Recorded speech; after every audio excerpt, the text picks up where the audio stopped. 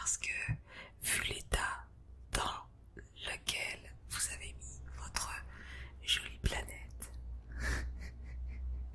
vous auriez pu réfléchir avant. Alors, j'ai mis le bonnet de nuit parce que ce soir, il faut absolument que je vous calme tous. Et toi, surtout en particulier, il faut que je t'endorme. Alors, es-tu angoissé d'être dans une navette à 34 kilomètres sous l'eau, posée sur le fond des océans, l'océan Pacifique? Alors, tu es évidemment dans tes quartiers, mais tu te sens tellement ailleurs, cette planète que tu aimais tant. Alors tu aimais passer tes vacances à droite, à gauche, tu prenais l'avion, tu partais dans les îles tropicales. Comment? Non, moins loin, ouais d'accord, à la neige peut-être. Ah, pas en 2020 la neige. Bon, bah écoute, c'est pas grave, c'est pas vital. La neige en 2020, tu ne l'as pas eu. Enfin, tu ne l'as pas eu, tu n'as pas eu le droit de faire du ski. Ce n'est pas grave, on n'est pas à ça près.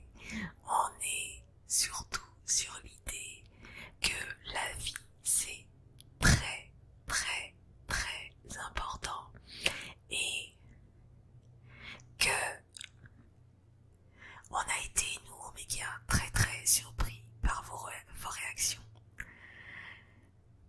On était, nous, sur le fait de sauver la vie et non pas sur le fait de râler parce que il y avait des événements qui étaient annulés ou le ski qui n'était pas possible. Alors oui, il y avait cette idée de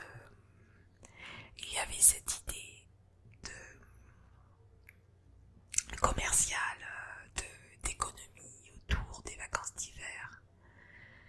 Mais Noël doit rester une fête de la vie, n'est-ce pas?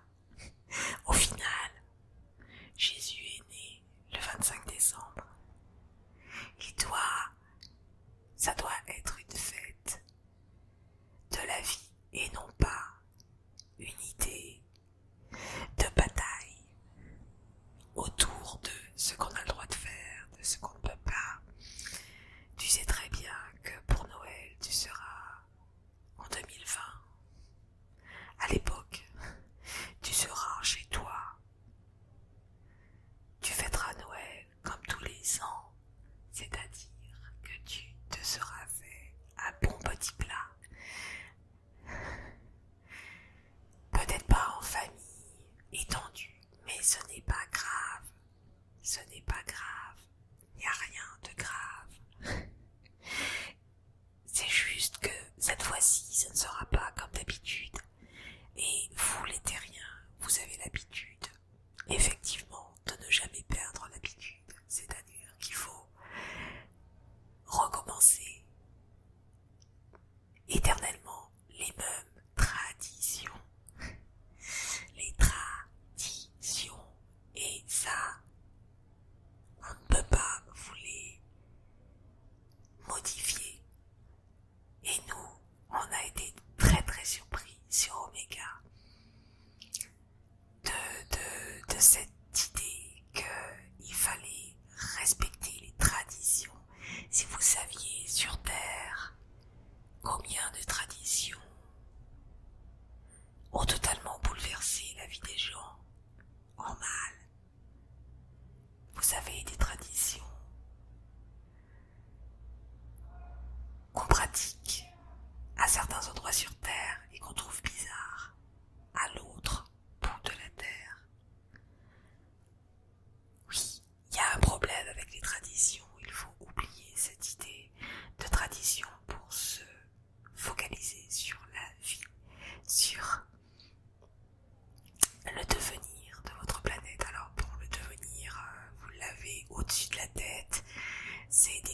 fenêtre d'eau boueuse, du magma en fusion des volcans en éruption continue sur ce qui reste de la planète. Et tout ça pour vos traditions. C'est pas un petit peu exagéré? C'est pas un peu fou? Vous êtes complètement fou. Mais on vous aime bien.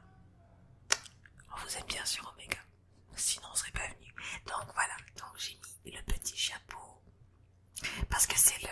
Ah, il faut pas rire. Non, je ne suis pas la mère grand. Je ne vais pas me faire dévorer par le loup. Ça c'était dans l'histoire du petit chaperon rouge. Non, c'est parce que c'est le chapeau traditionnel pour aller se coucher à Oméga. Et oui, tu en as un dans ta table de nuit. Ah, je vois que tu ne l'as pas mis. Ah, il faut le mettre. C'est pas parce que tu es à bord d'une navette qui t'amène pas forcément sur Oméga qu'il ne faut pas respecter les traditions omégiennes. Non, je plaisante. La tradition, tu fais ce que tu veux, tu fais ce que tu veux.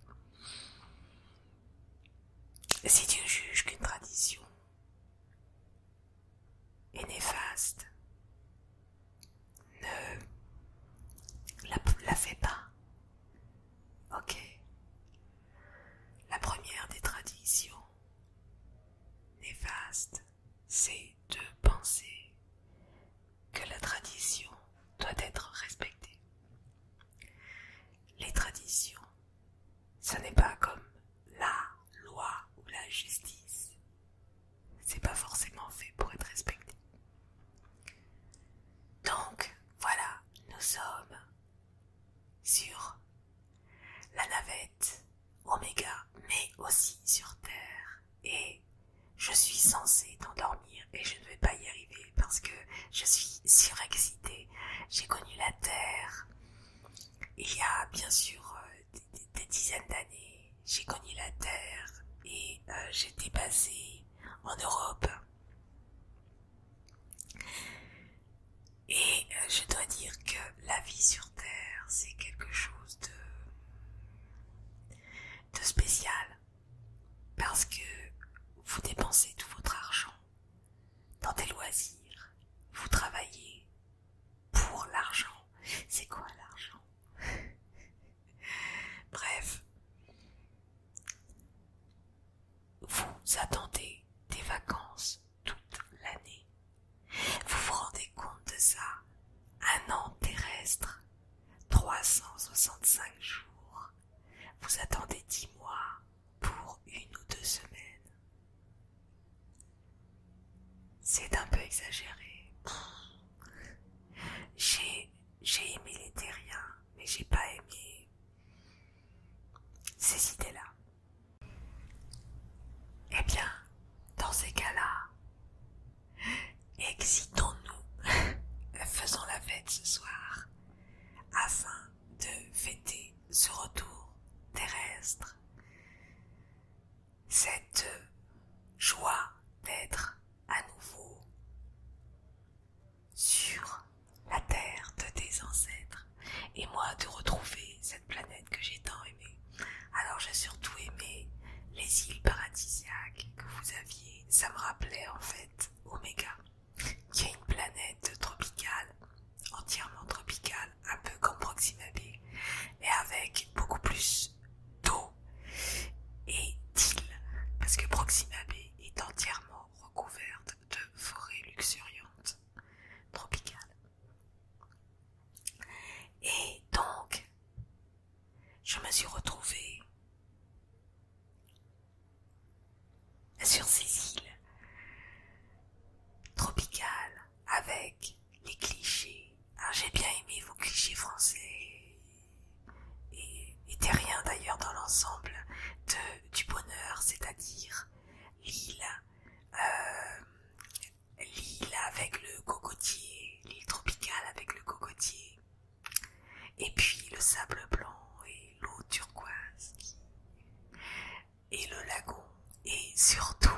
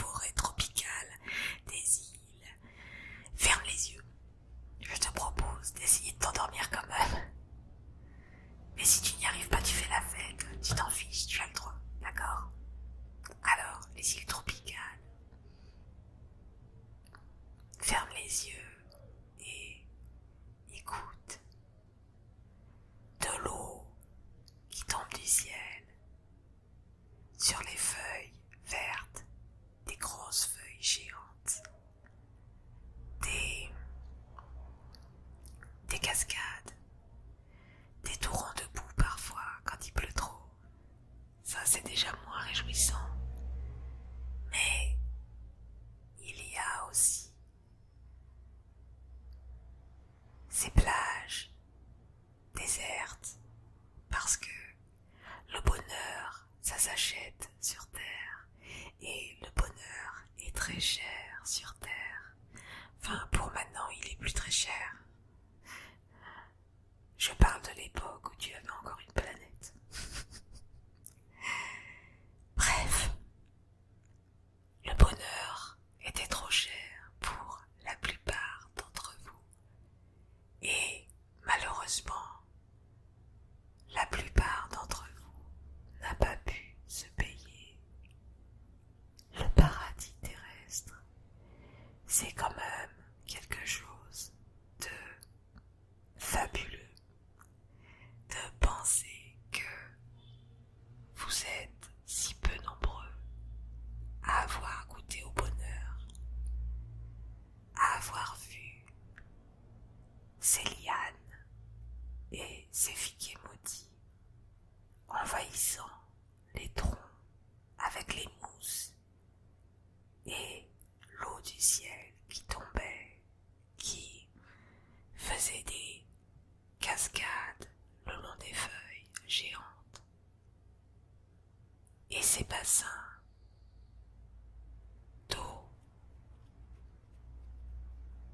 qui étaient fraîches et qui t'accueillaient à la baignade quand tu t'arrêtais enfin de marcher dans cette végétation tropicale. Ce rêve éveillé et ces plages blanches, cette atmosphère de plénitude, de sérénité, de solitude. Et ça, c'était un luxe terrien, la solitude. La solitude, solitude, solitude, solitude. La solitude, c'est celle qui fait peur et c'est celle qui rassure en même temps. C'est l'impression d'être en danger et en même temps, dans le même temps, l'impression d'être dans un cocon de bonheur. Personne pour te voir, personne pour t'entendre, personne pour t'écouter, personne pour te juger, seul au monde. Et comme tu étais seul au monde, comme au final vous avez été si peu nombreux à goûter à la solitude extrême, vous êtes en même temps si peu nombreux à vous rendre compte du bonheur de votre vie terrestre. Alors, comme nous sommes en 2046 et que toi sur Terre tu es encore en 2020, cette idée de Noël gâché ne doit pas gâcher ta vie. Ce Noël n'est pas gâché, il est juste différent des autres. Il est juste unique. Unique. Unique. Unique. Unique. Unique. Et si tout redevient à la normale après, tu auras l'occasion de le raconter en disant voilà, en 2020 j'ai vécu ça et ça a été une très belle aventure. Comment est ta soif d'aventure?